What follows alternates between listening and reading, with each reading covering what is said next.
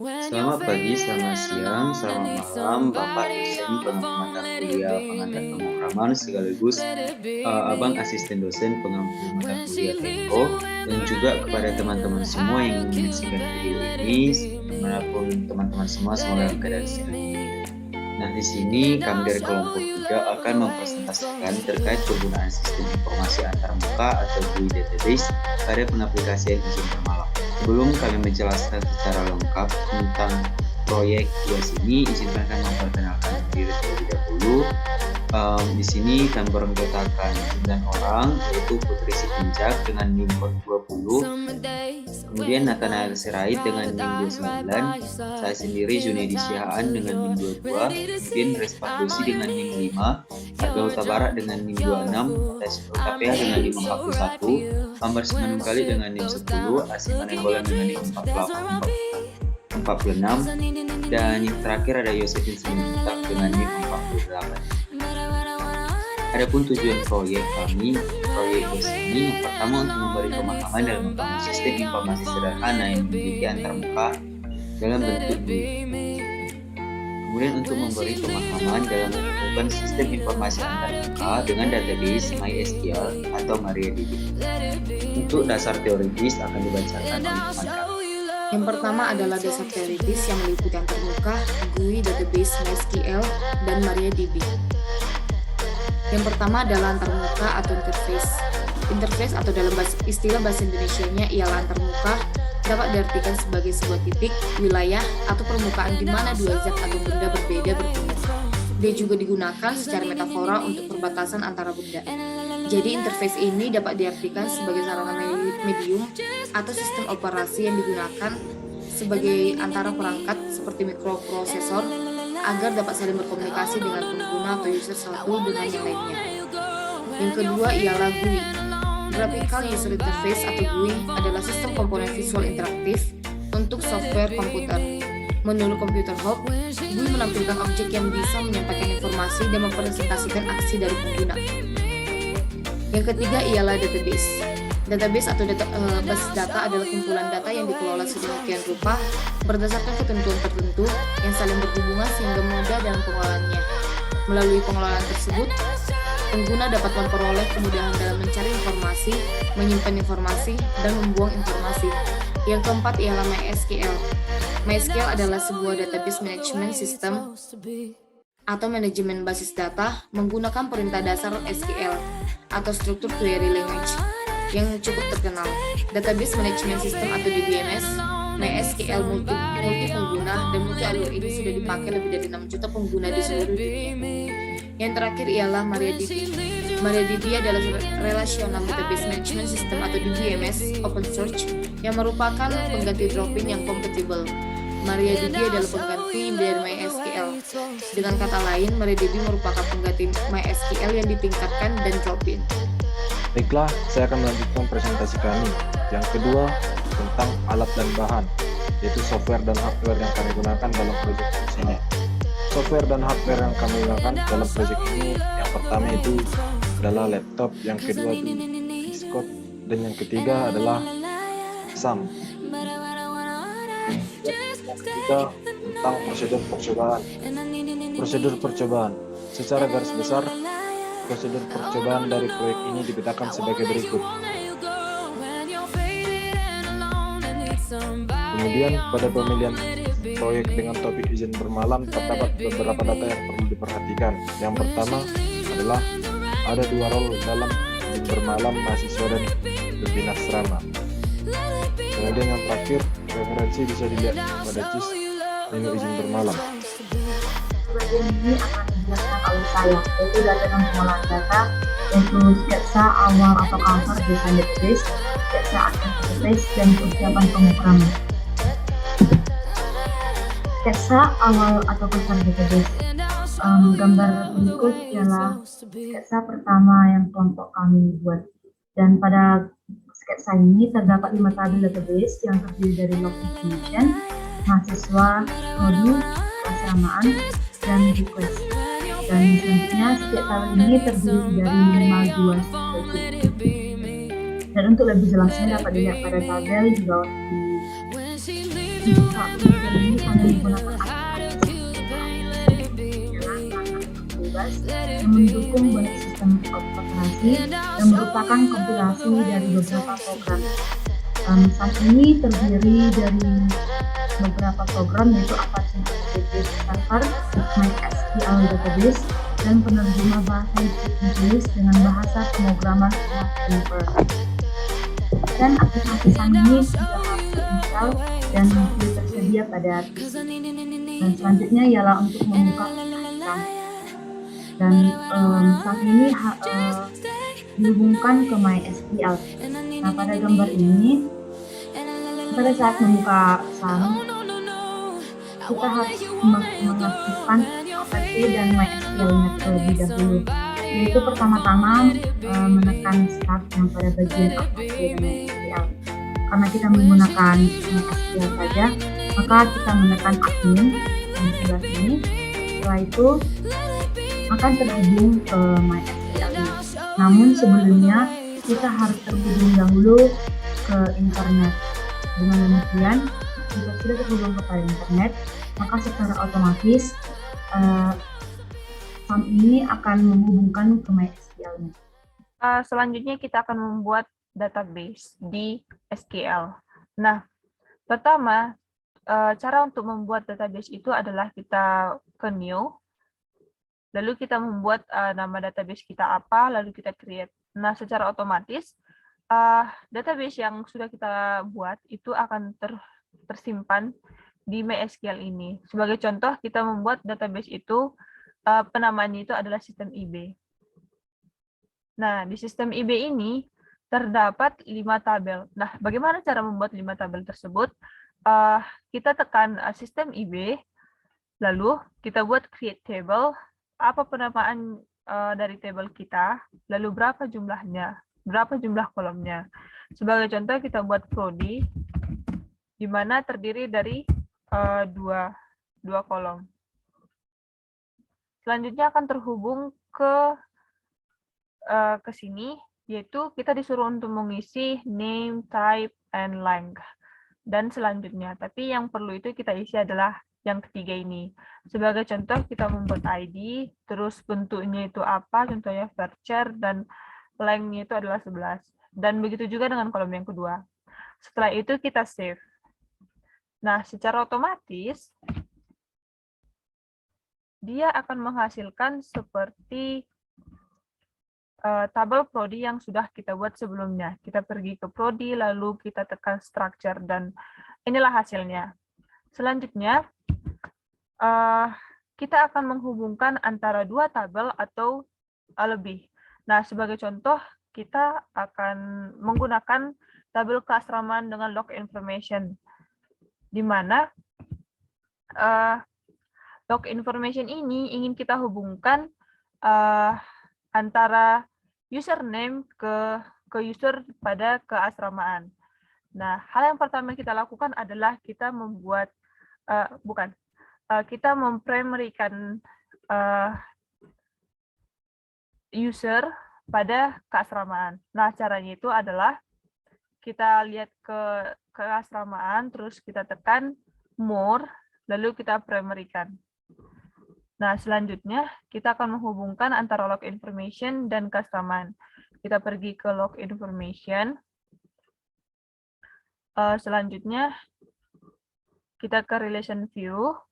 Nah, selanjutnya itu kita mengisi data-data yang dibutuhkan di sini. Contohnya kan database kita kan kita gunakan itu sistem IB, terus tabelnya itu keasramaan, dan secara otomatis kolom yang ini terisi oleh user.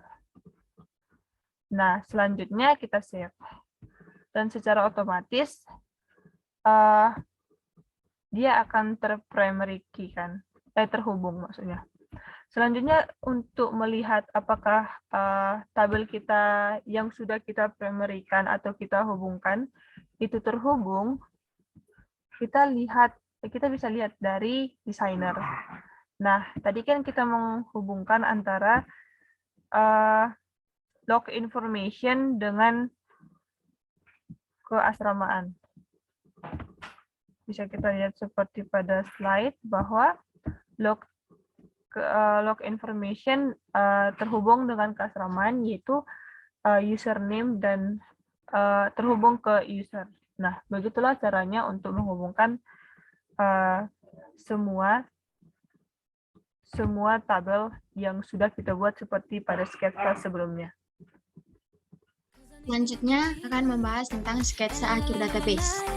Nah, sketsa akhir database ini, setelah kita melakukan primary dan kita menghubungkannya, maka kita dapat melakukan designer. Nah, designer ini kita dapat melihat bahwa sketsa yang kita inginkan itu sesuai atau tidak. Pada gambar berikut adalah hasil dari pengerjaan database yang sudah dilakukan, di mana sketsanya itu seperti gambar berikut, memiliki sistem IB log information, sistem IB mahasiswa, sistem IB prodi, sistem IB keasramaan, sistem IB request. Nah, kita dapat melihat bahwa pada sistem log information itu adanya username, password, role. Nah, sistem IB mahasiswa adanya username, nama, ID asrama, ID prodi. Dan sistem IB prodi adanya ID dan nama prodi. Sistem IB keasramaan adanya ID keasramaan, nama, user, dan request. Pada sistem IB request adanya ID mahasiswa, tanggal berangkat, tanggal kembali, tujuan, alasan, dan status.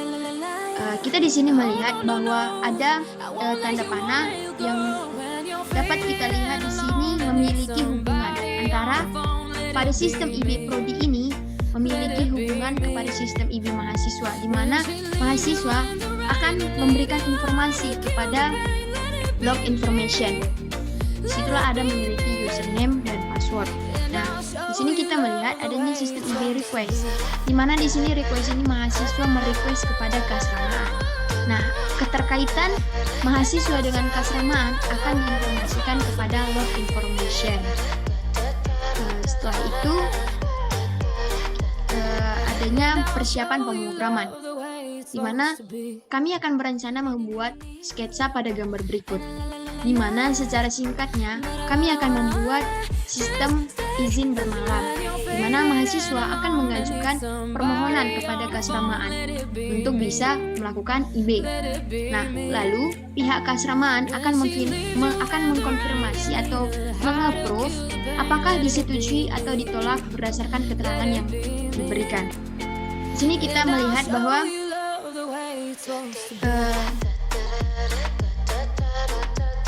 pada mahasiswa ini memiliki akun, yaitu akun kita sebagai mahasiswa, yaitu ada username, password, role. Nah, selanjutnya kita tekan selanjutnya, maka akan muncul home, di mana home mahasiswa itu memiliki logout, button logout, dan button request. Ketika kita menekan logout, maka akan kembali kepada tab yang pertama, dan ketika kita melakukan request izin bermalam, maka akan berlanjut kepada yang ketiga, tab yang ketiga, di mana izin bermalam ini memiliki tanggal rencana keberangkatan, tanggal rencana pulang, tempat tujuan, keperluan bermalam. Nah, di situ kita akan mengisi bagian-bagiannya dengan benar. Kita tekan OK. Setelah itu pada tab keempat akan dijelaskan keterangan yang sudah kita ketik tadi. Kita periksa kembali apakah benar atau salah. Ketika salah, kita bisa mengirim kembali. Lalu kita tekan OK. Setelah kita tekan OK, maka kita akan menunggu approval dari pihak keasramaan. Nah, kita kepada keasramaan ini, di mana keasramaan ini memiliki akun asrama, akan menggunakan username, password, role. Nah, akan kembali juga kepada home atau welcome, adanya button logout, juga ada button check request, di mana kita pihak keasramaan itu dapat menginput data, adanya nomor, username, tanggal rencana keberangkatan, tanggal rencana pulang, tujuan, alasan, request. Nah, ketika munculnya requestan input data itu, maka asrama akan meng-approve, menerima permohonan mahasiswa. Dan kalau pihak keasramaan menolak, akan kembali kepada tab yang kedua, yaitu kembali kepada home. Nah, setelah sudah di-approve oleh keasramaan, maka pada pemberitahuan kemahasiswaan akan titik yaitu data Anda telah diterima atau data Anda telah di-approve oleh pihak keasramaan. Begitu. Tapi kalau ditolak, maka akan ada pemberitahuan data Anda telah ditolak pihak keasramaan. Atau biasanya kalau ditolak itu dikarenakan adanya beberapa halangan-halangan juga ya. Selanjutnya kita akan memberikan gambaran dari codingan yang sudah dijelaskan sebelumnya secara real. Nah, ini adalah codingan lanjutan di mana kita adalah di pihak mahasiswa. Nah, ketika kita run codingan ini, maka akan menghasilkan interface seperti pada gambar berikut. Nah, pada interface berikut terdapat dua role yang akan kita isi, yaitu username dan password. Sebagai contoh, username itu adalah 21f2005, yaitu adalah NIM saya, dan passwordnya itu adalah Grace15. Nah, kita login dan akan menghasilkan akan membawa kita ke halo mahasiswa, apakah Anda ingin izin bermalam? Ketika kita ingin izin bermalam, kita lakukan request dan terdapat beberapa kalimat-kalimat atau beberapa poin-poin yang harus kita isi. Nah, setelah kita isi, kita tekan button yang oke.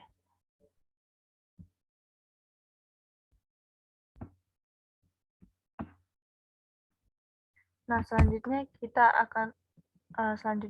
akan melakukan pihak kebalikannya, yaitu pihak keasramaan. Sama seperti pada pihak kemahasiswaan tadi, bahwa kita harus mengisi username dan password. Setelah itu kita klik button login, dan selanjutnya tertera tulisan seperti ini. Apakah Anda ingin cek request?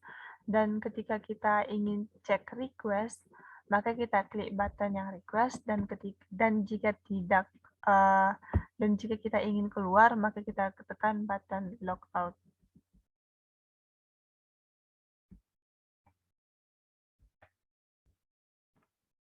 Nah, selanjutnya kita melanjutkan dari codingan dari keasramaan yang pertama tadi, yaitu memasukkan username dan password. Selanjutnya kita melakukan request. Nah, request yang dimaksud pada codingan sebelumnya itu adalah request di mana kita akan melihat data-data yang sudah diinput oleh mahasiswa sebelumnya. Nah, jika kita menyetujui untuk izin bermalamnya, maka kita lakukan apply. Nah, selanjutnya jika tidak, maka kita klik button no.